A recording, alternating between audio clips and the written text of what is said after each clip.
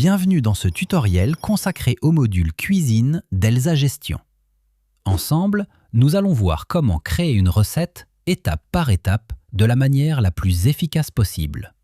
Le module cuisine s'articule autour de 3 espaces. Les unités de recette, où vous gérez vos plats et préparations, l'espace cuisine, dédié au lancement de la production, et l'historique cuisine, qui conserve la trace de vos productions passées. Avant de vous lancer dans la création d'une recette de toutes pièces, voici notre premier conseil, le plus important. Elsa Gestion embarque déjà près de 200 recettes préconfigurées dans son pack d'initialisation. Plutôt que de tout reconstruire manuellement, prenez le réflexe de cliquer sur le bouton « Initialiser un pack ». Le système vous propose alors une liste de recettes adaptées à votre activité, chacune accompagnée de ses références, de sa quantité de sortie type et de son nombre d'ingrédients. Recherchez votre plat dans cette bibliothèque. S'il s'y trouve, il vous suffit de le sélectionner et de l'initialiser en un clic. Vous récupérez ainsi une recette complète, déjà structurée, qu'il ne vous restera plus qu'à affiner. Et c'est tout l'intérêt. Une fois la recette initialisée, vous gardez la main pour ajuster les paramètres de stock, les quantités des ingrédients et les coûts variables, afin de coller parfaitement à votre réalité de terrain. Si votre recette n'existe pas dans le pack, ou si vous souhaitez en bâtir une sur mesure, la toute première étape ne se passe pas dans le module cuisine, mais dans le module produit. En effet, chaque ingrédient d'une recette est en réalité une matière première, un intrant, qui doit exister au préalable dans votre catalogue de produits. Assurez-vous donc que l'ensemble de vos ingrédients, le riz, l'huile, l'oignon, la viande et ainsi de suite, sont bien créés dans le module produit. C'est cette création préalable qui rend chaque ingrédient disponible à l'appel dans la fiche de recette, avec son prix unitaire déjà renseigné. Sans cette étape, vos ingrédients n'apparaîtront tout simplement pas dans la liste de sélection. Une fois vos matières premières en place, cliquez sur « Ajouter une unité de recette ». Vous arrivez sur l'onglet « Informations générales ». Renseignez ici le nom de votre recette. Le système génère automatiquement un identifiant, le slug, à partir de ce nom. Choisissez ensuite l'entrepôt, la catégorie et l'unité de mesure de votre plat. Le champ « Type de cuisine » mérite votre attention. Vous distinguez ici un produit fini, c'est-à-dire un plat vendu tel quel, d'un produit semi-fini. Et c'est un point puissant d'Elsa Gestion. Un produit semi-fini, comme une sauce de base ou des frites précuites, peut lui-même devenir l'ingrédient d'une autre recette. Vous pouvez enfin ajouter une description, une image, et définir le statut actif de la recette. Passons maintenant au cœur du système et à sa fonctionnalité la plus remarquable.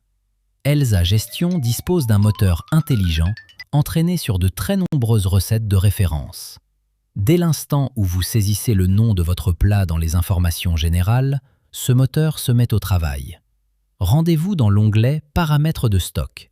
Si une recette connue correspond à votre nom, le système affiche une alerte « Recette similaire détectée » avec un taux de similarité et le nombre d'ingrédients identifiés.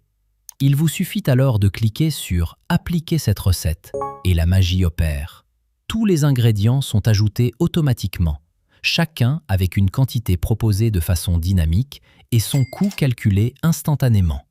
Mieux encore, ces quantités sont calibrées en fonction de la quantité de plats définie par défaut. Si vous produisez 4 portions au lieu d'une, les proportions s'ajustent en conséquence. Vous partez ainsi d'une base solide et cohérente, sans aucune saisie fastidieuse.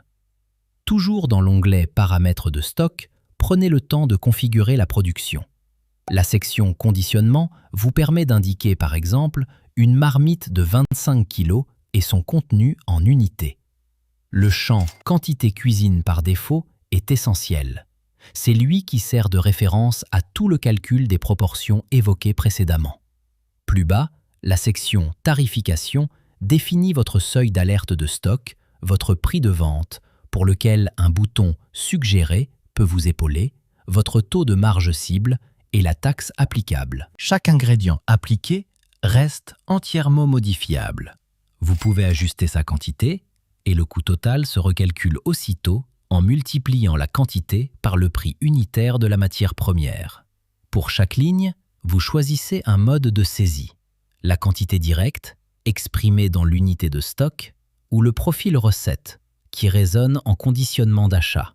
Vous pouvez bien sûr ajouter un ingrédient manquant ou en retirer un, afin que la fiche reflète exactement votre préparation. 2 sections complètent la fiche. Les coûts variables additionnels vous permettent d'intégrer des charges qui évoluent avec la quantité cuisinée, comme la main-d'œuvre ou l'énergie, pour un coût de revient réaliste. Enfin, la section « Plat ou produit fini principal » représente votre recette elle-même en tant que produit fini. Elle est ajoutée et mise à jour automatiquement à partir de la quantité que vous avez définie plus haut. Lorsque tout est en place, il ne vous reste plus qu'à cliquer sur « Créer ». Votre recette rejoint alors la liste de vos unités de recettes, prête à être produite depuis l'onglet « Cuisine » avec son coût de revient, son stock et sa traçabilité entièrement maîtrisée. En résumé, retenez la bonne méthode. Vérifiez d'abord le pack d'initialisation, assurez-vous que vos matières premières existent dans le module « Produit », puis laissez le moteur intelligent vous proposer les ingrédients et leur quantité. Quelques ajustements et votre recette est prête. Merci d'avoir suivi ce tutoriel sur le module Cuisine d'Elsa Gestion.